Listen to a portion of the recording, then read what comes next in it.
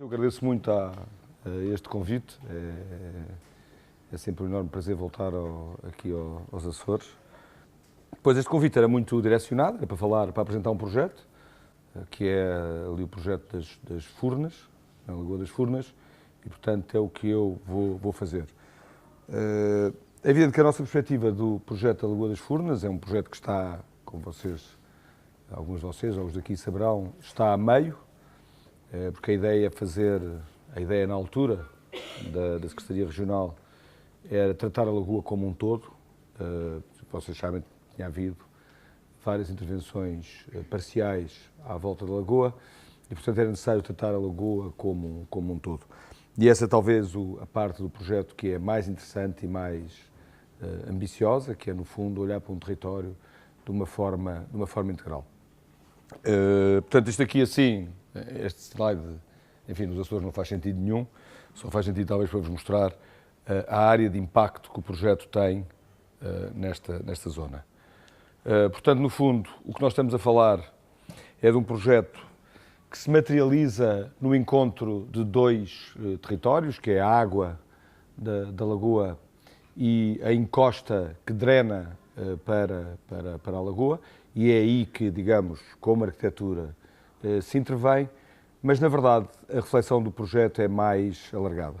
O problema da zona é um problema que tem muitos aspectos, que a maior parte deles ultrapassam largamente a arquitetura, como é o caso da sustentabilidade económica da zona e como é o caso, relacionado com a sustentabilidade económica, é evidente que são o problema da presença das vacas versus a floresta e, portanto, quer dizer o inquinar das águas ou quer dizer o inquinar do solo. Portanto, que é uma zona muito mais vasta e sobre a qual é necessário e que o projeto tem sempre esta ideia de refletir. É necessário, portanto, de alguma maneira, ir limpando aqueles solos, portanto, para que a água, depois de todas as coisas que chegam à água, não matem a vida na lagoa e, portanto, depois ir regenerando aos poucos a Lagoa das Furnas. Há um trabalho de ordenamento do território mais vasto e depois há o trabalho, digamos, que nós somos mais diretamente implicados, que é esta pequena linha de relação entre estes dois territórios, portanto, a água e a terra. Nós, desde o princípio, que dissemos que havia dois vetores que eram para nós fundamentais. O primeiro era um vetor prático, que era ligar toda a lagoa. Portanto, a ideia de restabelecer um percurso à volta da lagoa. Sempre nos faz muita impressão a lagoa ter uma espécie de dois lados da lagoa, como se a lagoa não fosse um todo, não se pudesse circular à volta da lagoa como aspiração. E, portanto, esse foi um dos primeiros vetores que nos pareceu importante. Portanto, devolver à lagoa esse sentido de centralidade que uma lagoa tem sempre. E o outro era que nos parecia fundamental e que nos parece cada vez mais fundamental, que é, de alguma maneira, perceber o impacto que a intervenção contemporânea pode ter. Nós estamos numa época, do ponto de vista da intervenção, muito extrema. Portanto, a arquitetura contemporânea pode ter, normalmente, pela dimensão dos programas e pela violência dos programas que propõe, pode ter um impacto demasiado grande. Portanto, medir esse impacto é talvez dos trabalhos mais complicados que temos hoje para fazer. E, portanto, nós aqui, um bocadinho como forma de bandeira desse trabalho, sempre achamos que o nosso projeto se deveria submeter, na verdade, à pré-existência. Submeter à pré-existência quer dizer submeter-nos a uma natureza extraordinária, portanto, nós sempre olhamos para esta imagem, portanto, vocês não veem muito bem porque está aqui muita luz, mas há ali uma parte do projeto, mas na verdade não interessa, não é? Portanto, o que interessa é olhar para o que lá existe, não é? O que é verdadeiro valor está na lagoa, está naquela natureza à volta. O que se fizer como arquitetura, o que deve fazer é contribuir para meter em evidência o que lá está. E contribuir para meter em evidência o que lá está, para nós tem a ver com de alguma forma, integrar-se com uma modéstia no lugar e, por outro lado, tentar construir identidades que, de alguma maneira, se possam fundir com uma tradição de construir nesta zona. Fundir-se com uma tradição não significa, propriamente, construir no seguimento da forma como se faz. Significa encontrar pontos que nos permitam imaginar que nós estamos a trabalhar em continuidade ou em relação com a maneira como se faz. Isso para nós era fundamental, porque sempre achámos que nós deveríamos intervir e quando deixássemos de intervir, ou quando a intervenção terminasse, se devia de alguma maneira diluir na existência do que lá tinha. Eu gostei muito, na altura, porque aconteceu o episódio, deixem-me só contar-vos um fait divers muito divertido durante a construção, que foi, nós alargámos uma das ruas, ali ao lado daquela casa muito romântica e aquela capela muito romântica, alargámos uma das ruas, porque a rua tinha, não sei, 3 metros e passou a ter 6, alargámos a rua, já não me lembro muito bem das medidas, alargámos a rua, construímos um muro igual ao muro que lá estava, alargámos a rua com os materiais que lá estavam, alargámos a rua. E nessa rua também propusemos que as infraestruturas passassem a ser enterradas. Não é? Ao contrário de, no limite da rua, existiam uns candeeiros, uns postezinhos que faziam iluminação pública. Nós, portanto, enterrámos as infraestruturas, uma coisa normal, não era operação lógica, não tinha nada de especial. Não é? Mas aconteceu uma coisa muito divertida, que houve alguém num jornal, aqui nos Açores, que resolveu atacar o projeto. Deve ter sido por razões políticas, a gente nunca sabe quais são as razões, mas há de ter sido uma razão qualquer, ou maçónica, ou política, ou não sei. Não, acho que não tinha nada a ver com o projeto, que não, era indiferente. Mas então resolveu atacar o projeto e fez uma coisa muito divertida, que disse que os arquitetos eram tão medíocres que tinham colocado candeeiros no eixo da via. Que é uma coisa extraordinária. Portanto, ninguém tinha notado que a vinha tinha duplicado a largura. Portanto, não se notava, quer dizer, e para nós isso foi o maior elogio que o projeto pôde ter. Portanto, ninguém notou que a rua que tinha 3 metros, que tinha que se cruzar, parar, não sei, tinha passado a ter uma via para um lado e uma via para o outro. Portanto, aquilo que toda a gente achou, portanto, eram os arquitetos que eram tão loucos que tinham deixado os postes no meio da estrada. E eu achei que aquilo, no fundo, representava aquilo que para nós era importante em relação ao projeto. Tínhamos conscientemente, uma ideia muito positiva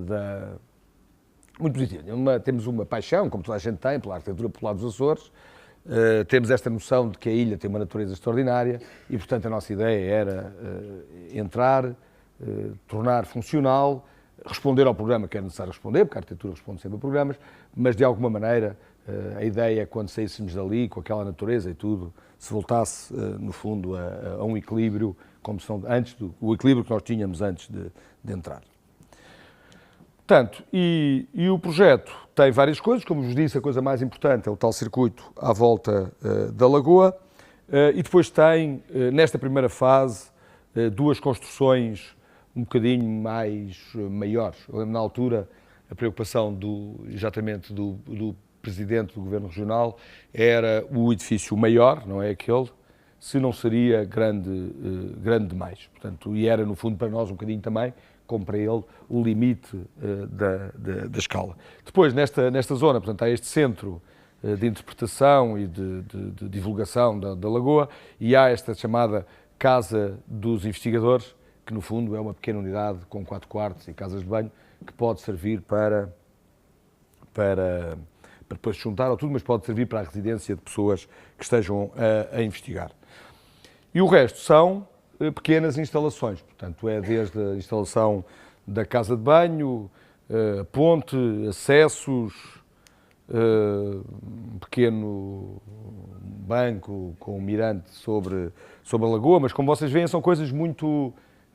elas entram aqui muito em evidência porque a gente as fotografa, porque elas lá hoje em dia, com aquela natureza, já devem estar meias fundidas com o resto do território.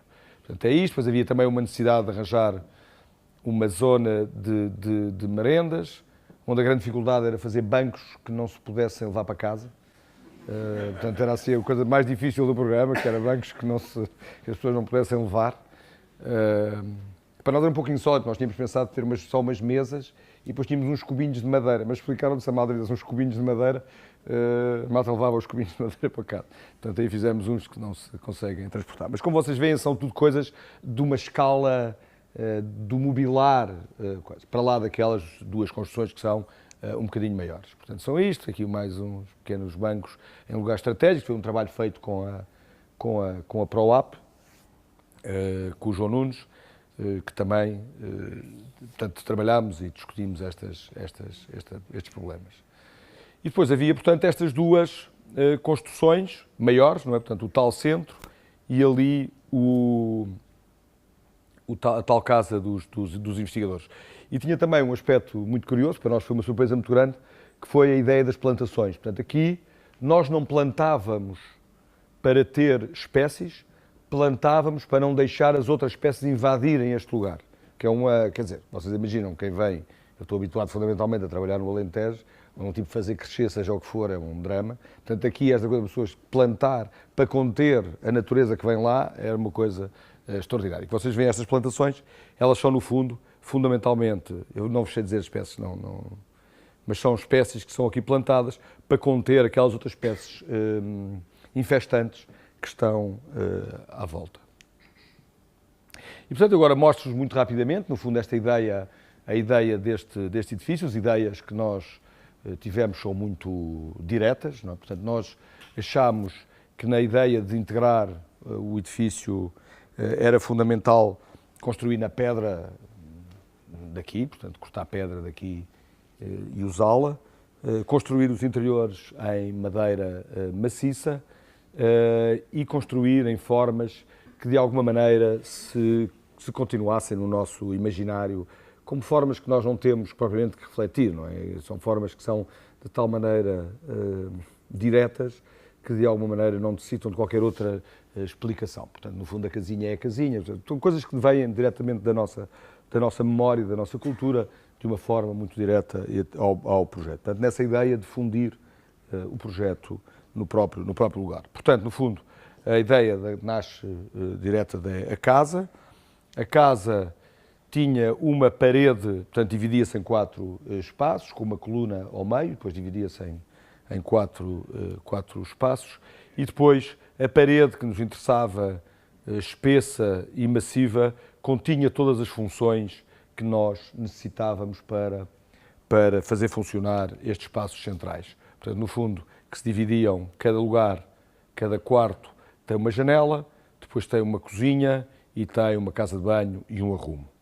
Portanto, como veem, é assim uma coisa muito direta, não é? Portanto, cada espaço tem uma cozinha, uma casa de banho e um arrumo. E isto repete-se nas quatro vezes. Elas são diferentes porque as portas são diferentes, ou as janelas são diferentes, e são diferentes também porque, consoante a orientação que nós tínhamos, o tipo de luz que tínhamos, no teto, o teto é desenhado e colocado de uma maneira que redesenha ou refaz, de alguma forma, estes interiores. Mas, portanto, no fundo é isto. E depois a forma é esta e tal ideia arquetipal, toda em pedra. Como veem, depois tem esta colocação da linha que faz a inclinação para, de alguma maneira, redesenhar ou criar relações consoante a orientação que a casa tem, e com isso diferenciamos, de alguma maneira, as 4 pequenas unidades. Portanto, está aqui uma planta depois do projeto de execução, vocês veem aqui um pilar central, e depois portanto, estas coisas têm, no fundo, a casa de banho, os arrumos, a cozinha, desculpem, os arrumos, há aqui um hallzinho, tem uns arrumos para um lado e uma casa de banho para o outro. E depois as 4 unidades acabam por ter cada uma, e depois há umas portas, porque na verdade nós podemos ter, cada um destes alberga um investigador, ou há um que serve para dormir e o outro serve para fazer reuniões, ou enfim, ou metem aqui uma família, ou fazem o que quiserem. Portanto, depois a partir daí também há uma ideia de que isto possa ter uma grande flexibilidade nos usos futuros. Portanto, e é isto, depois esta ideia de que se constrói o interior é todo feito na mesma madeira maciça, e depois o exterior é feito todo na mesma pedra. Aliás, também foi uma descoberta que nós fizemos aqui nos Açores, foi a qualidade dos carpinteiros. Não é? Nós tivemos um carpinteiro aqui, que eu acho que eventualmente terá sido o melhor carpinteiro que eu alguma vez estive em obra. Eu peço desculpa, não me lembro do nome, mas era o mestre, não me falha-me, mas era extraordinário e de alguma maneira também nos ajudou bastante a encontrar este interior, como sistemas como, por exemplo, meter o ar-condicionado, calcular a dimensão das frinchas para meter o ar-condicionado sem qualquer grelha, sem qualquer aparelho, e ele rapidamente encontrou as soluções de uma forma muito expedita. E portanto é isto. E depois por fora era esta tal ideia da mesma pedra que cobria tudo, com as tais inclinações que estabeleciam as relações. Portanto, o edifício é este, é um edifício, obviamente, uma casa. Ele agora, isto são fotografias dele novo, não é? Ele agora está mais agarrado, não é? Porque a natureza, também o problema das fotografias da arquitetura são sempre feitas no momento em que nós estamos a fazer feridas na natureza, e portanto a natureza rapidamente se encarrega de restabelecer os equilíbrios. Ela agora estará já mais equilibrada. Embora aqui a natureza seja tão frondosa que isto já nem se sente muito como uma ferida. Mas, portanto, é isto, tem esta relação com a lagoa, esta ideia de tudo em pedra e aqueles lugares que afloram em madeira que vêm lá de dentro. Portanto, é isto, estas tais culturas que eram feitas para conter as infestantes que vinham dali e, portanto, este lado muito arquetipal da casa. Portanto, esta ideia, isto é uma das janelas que está colocada numa esquina, é esta a meio da fachada e depois é um pouco, digamos, um exercício geométrico que acaba por desenhar a própria casa. O interior, portanto, há esta madeira, esta ideia da uniformidade da madeira, que se abre e faz o acesso à cozinha, o acesso à casa de banho, ou este pequeno hall que depois dá acesso à casa de banho, quando se abrem estes painéis de madeira. Ali no canto, uma janela que tem uma portada também em madeira que pode fechá-la, mantendo esta ideia de monomaterialidade, a abertura para a cozinha, que aqui enfaticamente, naquele desenho preto, também ficou preto, não é? Mas nos pareceu que estava bem ser apagá-la de alguma maneira. Depois este espaço de transição entre o exterior e o interior. Enfim, e este ambiente que também de alguma maneira tem esta transparência lá para dentro. Quanto ao outro maior, ele no fundo tem uma outra escala, mas parte parte do mesmo princípio. Portanto, volta a ser um objeto que nós queríamos completamente abstrato e depois só trabalhámos com algumas regras um bocadinho diferentes. A primeira das quais foi verificar qual era exatamente a forma que nos permitia, apesar de abrirmos um pátio, mantê-lo como reconhecível. Portanto, era para nós importante manter esta ideia de reconhecer a forma original, mas com isto precisávamos de escavar um grande pátio. Portanto, este edifício já não era um edifício que tinha aquele lado mais privado, mais pequeno, era um edifício que tinha uma outra escala, tinha uma escala pública e, portanto, a primeira coisa que se teve que fazer foi uma espécie de primeira operação de criarmos uma espécie de espaço de relação no exterior, que nós entendemos como uma primeira supressão, este pátio, mas este pátio é desenhado de uma forma em que mantemos o pavimento aqui exatamente na mesma pedra e este pátio é desenhado de uma forma que mantemos, por exemplo, ali o vértice e, portanto, de alguma maneira, relemos toda a forma original, que isso para nós também era importante.